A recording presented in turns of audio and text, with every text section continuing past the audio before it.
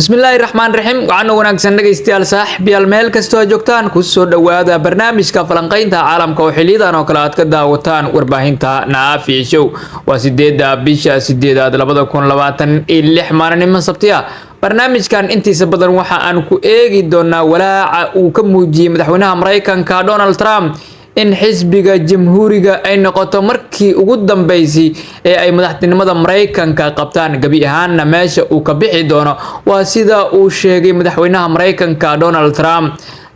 ayaa markii ugu horeysay si cad u sheegay in xisbiga jamhuuriga uu wajahayo khatar siyaasadeed oo weyn taas oo keeni karta in isaga uu noqdo madaxweynihii ugu dambeeyay ee jamhuuri ah haddii xisbiga dimuqraadiga uu la wareego aqlabiyadda labada aqal ee Congress-ka Mareykanka marka ay dhacdo doorashada dhexe ee la qabanayo 3 November 2026 waa sanadka aan ku jirno.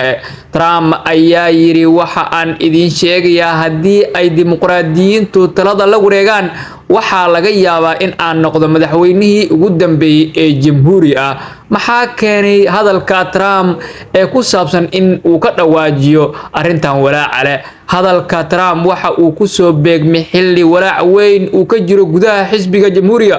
gaar ahaan xubnaha uu tartamaya kuraasta aqalka wakiilada ee sanadka. Jamhuurigu ama jamhuuriyiintu waxa ay wajahayaan cadaadis siyaasadeed oo kordhaya iyada oo qayb ka mid ah shacabka Mareykanka ay dhaliilsan yihiin sida xisbiga uu u maamulayo dalka gaar ahaan siyaasadda Trump ee la xiriirta dagaalada iyo faragelinta Mareykanka ee colaadaha dibadda. qaar ka mid ah dadkii hore u taageeri jiray jamhuuriga ayaa sidoo kale bilaabay in ay taageeradooda kala noqdaan xisbiga jamhuuriga waxa ayna Trump ku dhaliilayaan in uu ka leexday qaar ka mid ah ballanqaadyadii uu u sameeyay xilligii ololaha doorashada.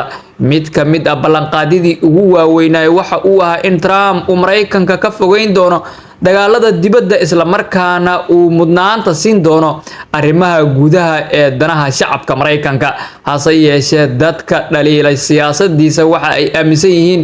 in go'aamadii dambe ee Trump ay Mareykanka geliyeen xaalad ka duwan tii uu ballan qaaday taas oo keentay in qaar ka mid ah